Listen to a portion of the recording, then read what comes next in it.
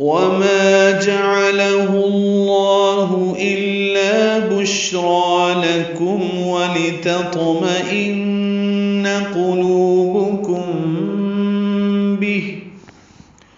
سورۃ الانفال کے پہلے رکوع کی آیت نمبر 10 اس کے ساتھ ضرور دیکھیں۔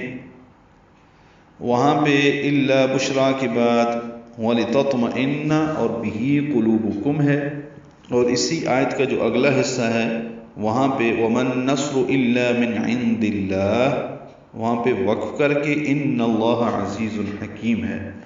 تو یہ الفاظ بالکل ملتے جلتے ہیں سورۃ الانفال کی آیت نمبر 10 سے۔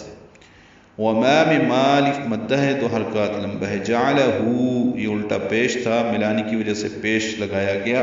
ہا کو لفظ اللہ کے لام سے ملائیں گے، لام اس میں جلالہ پر پڑھیں گے، دو حرکات لمبا کریں گے۔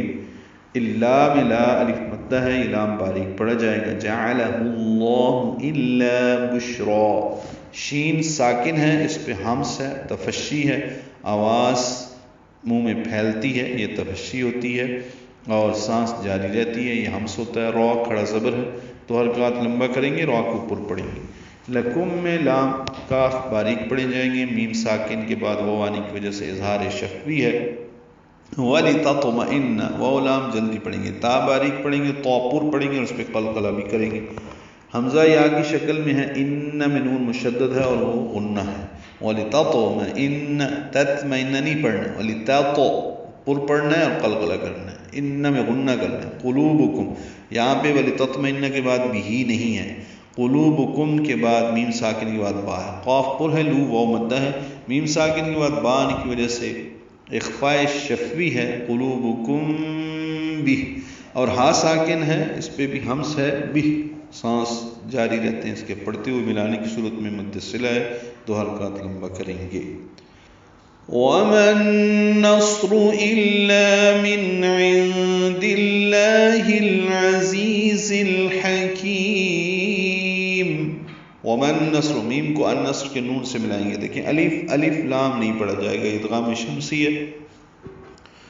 نص میں صاد پر ہے، موٹا پڑھیں گے، اس پہ ہمس ہوگا، اس میں زبان کا اکثر حصہ اوپر تعلق کی جانب لگتا ہے اور زبان کا پچھلا حصہ اوپر کی جانب اٹھتا ہے۔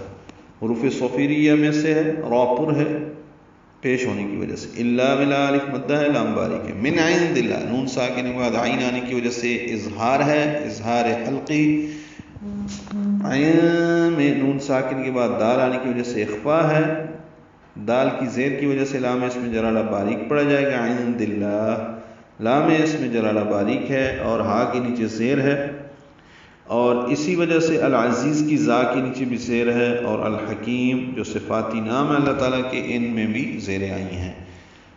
العزیز الحکیم کے لام پڑھے جا رہے ہیں، عین اور ہا حروف قمری میں سے ہیں، جس کی وجہ سے اظہار قمری ہو رہا ہے۔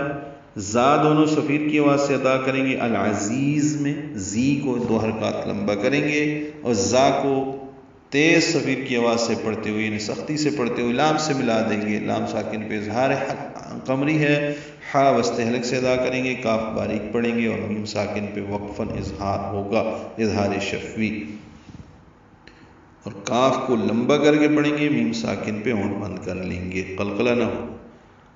اور اللہ نے اس یعنی امداد کو محض تمہیں خوشخبری دینے کے لیے کیا ہے، اور تاکہ اس سے تمہارے دل مطمئن رہیں، اور در حقیقت مدد تو صرف اللہ کی طرف سے ہوتی ہے جو بہت غالب بڑی حکمت والا ہے۔